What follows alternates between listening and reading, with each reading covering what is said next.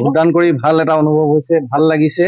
আৰু ৰাইজকো আহ্বান জনাম যেন এটা সুস্থ গণতন্ত্ৰৰ কাৰণে আমি চবেই ওলাই আহিব লাগে, দলে বলে ভোটদান কৰিব লাগে, আৰু তেতিয়াহে আমি গণতন্ত্ৰ সুস্থভাৱে আমি জীয়াই ৰাখিব পাৰিম, আগবঢ়াই লৈ যাব পাৰিম।